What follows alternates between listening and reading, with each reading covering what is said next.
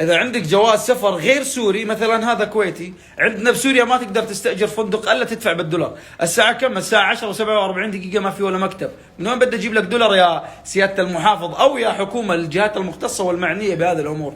ايش هذا؟ ايش التشبيح هذا؟ ايش هذا؟ اسمه تشليح. هذا سائح عندك اليوم لازم تحطه على راسك. لو تقدم له الخدمات مجانيه انت الكسبان مو هو.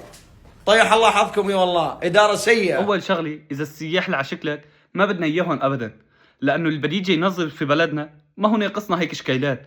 وبدك تصور وتنتقد، انتقد في احترامي اما لا تنتقد، واذا ما هو عاجبك ضبط شنطتك وارجع على الكويت تبعك، لانه ما هو ناقصنا هيك شكايلات. وثالث شغله، اللي بده ينزل على بلد بيسال اشو العمله اللي بيستخدموها اكثر شيء وبياخذها معه دغري، لانه في اي بلد بنروح عليه ونحن كسياح بنسال على البلد وبنصرف عملتنا في بلدنا وبعدين بنروح على الدوله اللي رايحين عليها. بقى لا تيجي هلا تعلق وتسولف وتقول اشو هالخدمه السيئه واشو هالمعامله وما بعرف اشو.